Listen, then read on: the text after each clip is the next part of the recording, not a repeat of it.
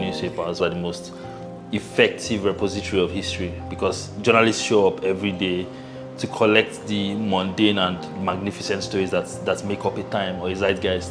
They collect everything. They capture the picture of a time or the narrative of a time in a nation. Whether it is the ads, whether it is the obituaries and the headlines, the fashion columns. Talk to Fu'ad Lawal about newspapers, and his love for them is palpable. According to him, nothing compares to their range. The way they report stories big and small, national and local. The eclectic mix from popular recipes and train or TV schedules to momentous developments in a nation's history. For Lawal, it was during his time as a journalist when it struck him just how much Nigerians were missing out on because there was no accessible, digitized repository of Nigerian newspapers from decades past. Time and again, he found himself on a deadline, researching a story and struggling to find historic Nigerian news reporting. I had better luck going to the New York Times and finding stuff about Nigerian history than finding it here. And so the question just became what does it look like if we actually had our own perspectives? The New York Times perspective is of course valid, but what does it look like for us to even talk? And that's pretty much where it began. Since 2020, Lawal and a group of others have poured their efforts into building the Nigerian Newspaper Archive of their dreams.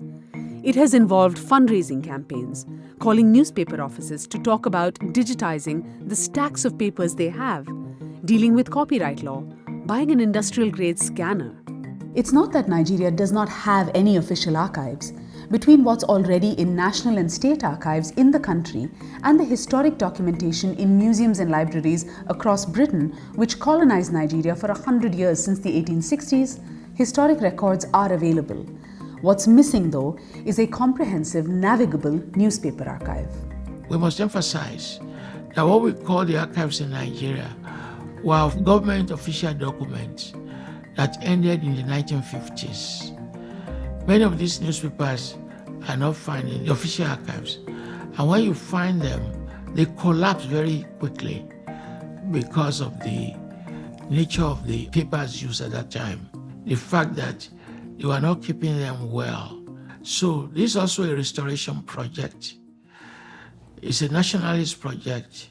Archiving gives a chance to get direct contact. What does it look like to get a sense of what people were thinking in the 70s or the 80s? Something that happens, right, with history is that you remember the big stories. You remember the thing that blew off the world. There are some stories from the 60s, 70s, 80s that we still know. But what about the everyday stories? What about the librarian that was earning in dollars or euros because one naira is $1? What about people looking for jobs in the 60s, the 70s? These everyday stories, right, are missing because archiving doesn't exist.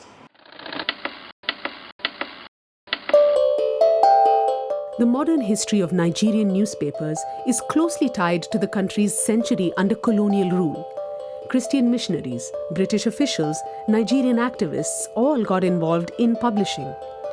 Papers like the West African Pilot, Lagos Weekly Record, the Daily Times were all active well before independence in the 1960s. After that came papers like Vanguard, The Guardian, and Punch. While it's the reporting of seminal moments that often gets all the attention, the journalism beyond the front page tells some of the most compelling stories. Something that was very popular in the 70s was executions, right? The way executions used to work then is that you take your stubborn children, you take everybody that you can't get to comply, you take your employees sometimes who you are worried will steal your money, you march all of them to the beach and you say, this is how you're going to end up if you continue with your bad behavior. It was such a big event in Lagos to execute people at Bar Beach. There's this arm robber, quite prolific, in the 70s. They called him the Doctor. He was executed on a work day, I think a Monday. And the headline goes, would you be lying if you told your boss you're taking a day off because you wanted to see the doctor? That man was, when he wrote that headline, I'm sure he looked at it and was like, damn.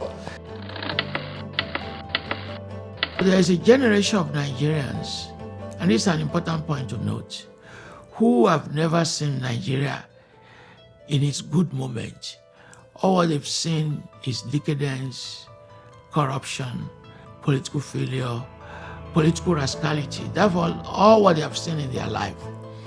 The moment of hope, when in the 50s that the British were packing their luggage, jubilation that the British were going. That element of the 1950s, the hope that those newspapers capture, I mean, when young people read those, they'll be astonished. Remember, this newspaper will capture a moment in which Nigerians were colonial subjects.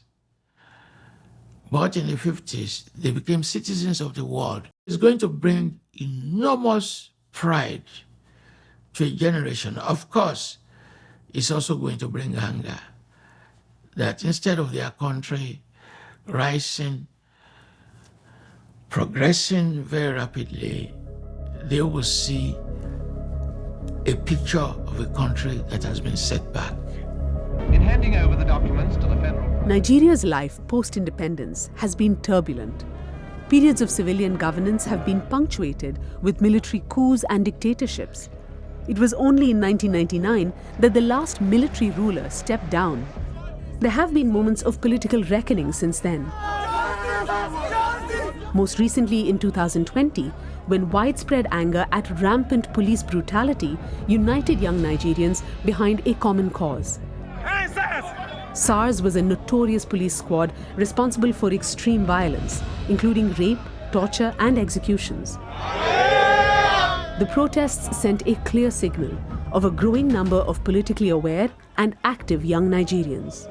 There's a common saying where people go, oh, maybe young people or Nigerians don't like to read. But our numbers show that people are invested in reading as long as your story is interesting, right? NSAS was a turning point, was a very visible turning point. And since then, even with the work that we're doing, we've seen growth in the participation of young people and their interest in engaging with these stories. I think once you can show people how a thing affects them, that's how you get their interest, right? And so I guess that's what archiving helps with.